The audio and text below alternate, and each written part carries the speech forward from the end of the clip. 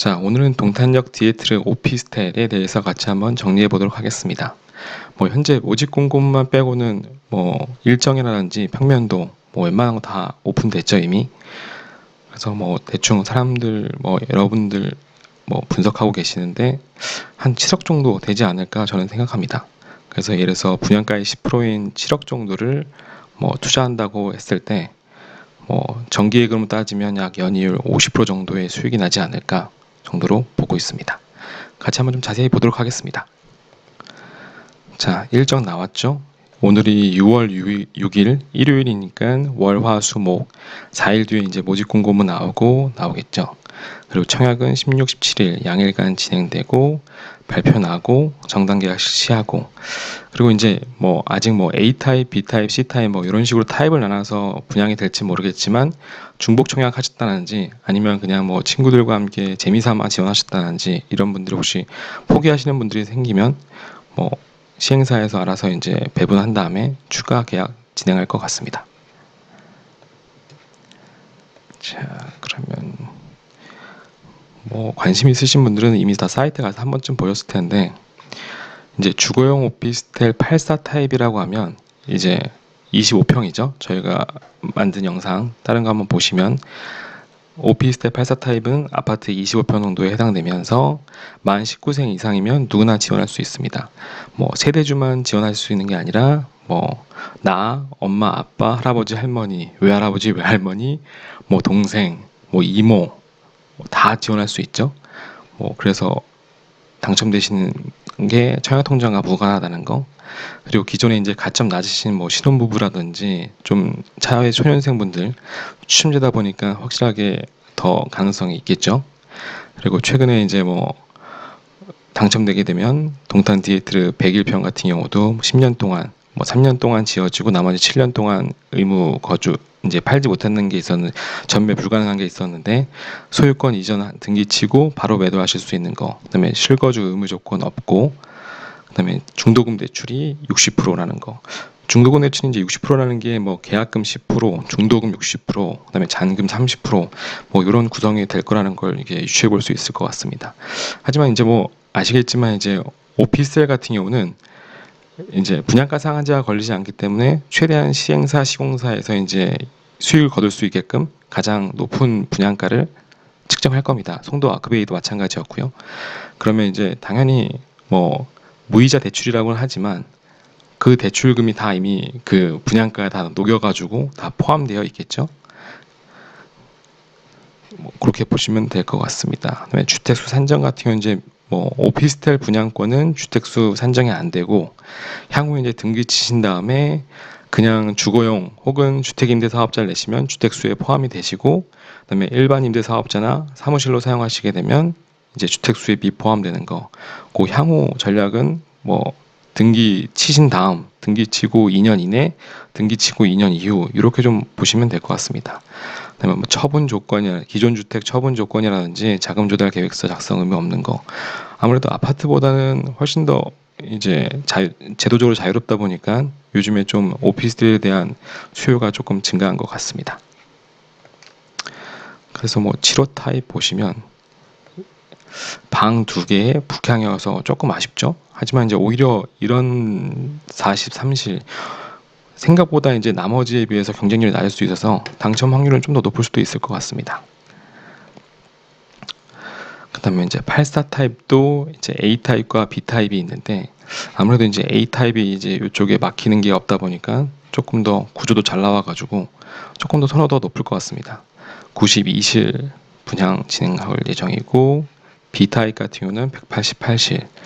저 같은 경우는 무슨 한 4명 가족 한 4명, 6명 정도가 지원한다 했을 때 A 타입 위주로 많이 지원을 하겠지만 B 타입하고 74 타입 또 한두 개 정도는 넣어볼 것 같습니다. 세대 동영상 한번 봐주시면 될 것 같고요.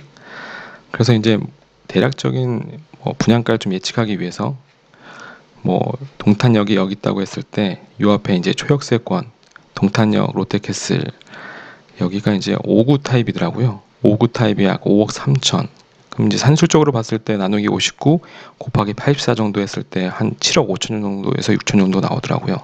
근데 여기는 이제 초역세권이다 보니까 그 시세가 좀 반영된 것 같고, 그리고 이제 우리가 입지할 곳은 요곳인데 오피스텔은 이제 이쪽에 배치가 되겠죠.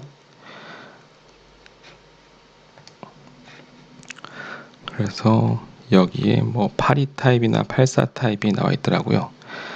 그래서 시세가 약 한 7억 5천 정도 뭐 이렇게 형성돼 있는데, 아무래도 이제 요게 분양한다고 하니까 최근에 여기 시세를 조금 끌어올린 게 아닌가라는 생각도 들긴 하는데, 아무래도 입지면에서는 이쪽 디에트르가 조금 더 괜찮을 것 같기 때문에, 그리고 이제 신축이기도 하고, 그리고 보통 요 주변 시세를 반영하지만 그거보단 좀 싸게 분양을 해야지 이제 완판할 수 있는 그런 메리트가 있기 때문에 한 7억 정도에서 7억 5천, 뭐 타입이나 층수에 따라 좀 다르겠지만 그 정도 예상해 볼 수 있을 것 같습니다.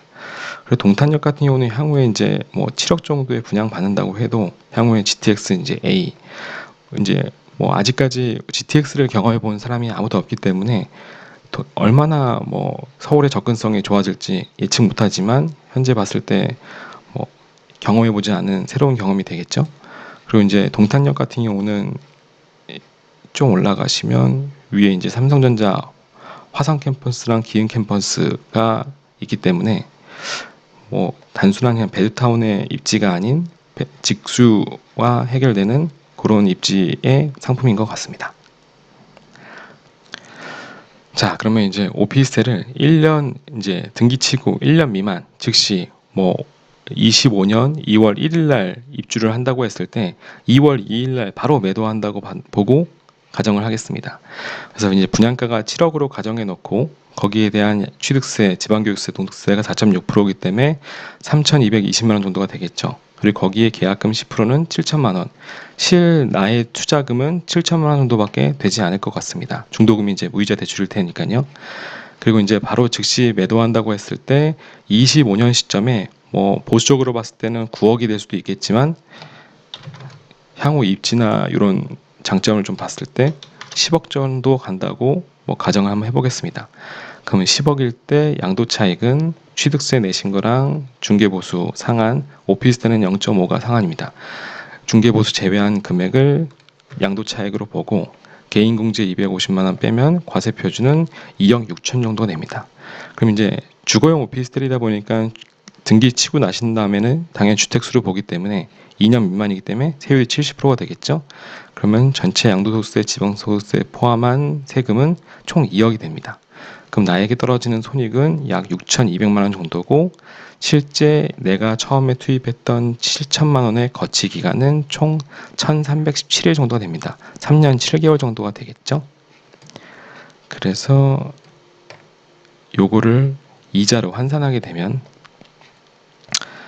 뭐 365일로 봤을 때 1,700만 원이 세후 이익이고, 이거를 세전으로 15.4% 은행에서 이자 소득세 계산하시 하면 약 2천만 원 정도입니다. 그럼 즉 금리로 따지게 되면 3년 7개월 거치하는 정기예금인데 7천만 원 넣었을 때 약 금리는 29.2% 정도 된다고 보시면 될 것 같습니다. 그래서 뭐 오늘 날짜로 이제 저축은행 중앙회 같은 데 가서 뭐 적금 제일 높은 순으로 보면 아마 에큐원 저축은행의 뭐 정기 예금이 2.1% 정도 나오는 거 확인할 수도 있을 겁니다. 그랬을 때 약 3년 7개월 거치해 놓으면 세후 이자가 449만 원 정도인데,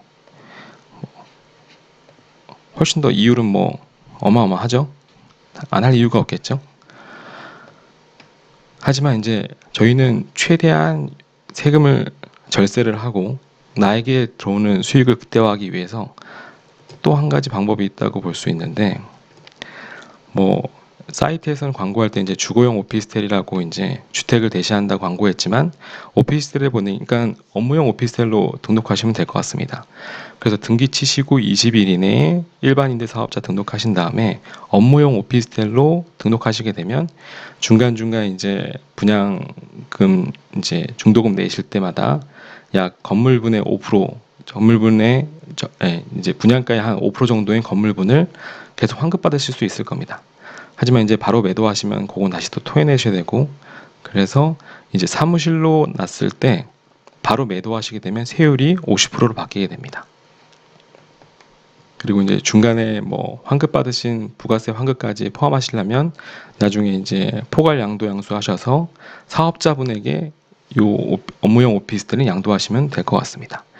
그래서 양도소득세 50% 떼게 되면 기존에 2억 세금 내던 게 확 줄게 되죠. 그럼 나의 수익은 약 1억 2천만 원 정도가 되게 되고, 요거를 금리로 환산하게 되면 약 한 56% 정도 되는 정기예금이라고 보시면 될 것 같습니다. 그리고 저희가 만든 이제 영상에 보면 이제 일반 임대 사업자와 주택 임대 사업자 비교한 게 있습니다. 그래서 이제 오피스텔 같은 경우는 복잡할 수도 있는데 장점이 많다고도 볼 수 있기 때문에 이제 오피스텔을 주거용, 내가 실거주하는 물건, 그다음에 주거로 임대하는 주택 임대 사업자 물건, 그다음에 내가 사용하는 업무용 사무실, 그다음에 내가 사무실을 임대하는 일반 임대 사업자용 사무실, 이렇게 네 가지로 분류할 수 있을 것 같습니다. 그 네 가지에 등기치고 바로 판매하는 전략, 2년 이후 지난 시점에 판매하는 전략, 그다음에 이제 10년까지 끝까지 갖고 가는 전략, 이렇게 세 가지니까 총 12개의 전략이 나올 수 있을 것 같습니다. 하지만 이제 그 중에서 가장 조금 괜찮은 수익률이 나오는 게, 내가 만약 무주택자다, 거기다가 나는 향후에 가점을 높여서 청약을 노릴 계획이 있다 하시면 무주택자면서 실거주 요건 채우셔가지고 2년 뒤에 판매하는 전략이 좋을 것 같습니다.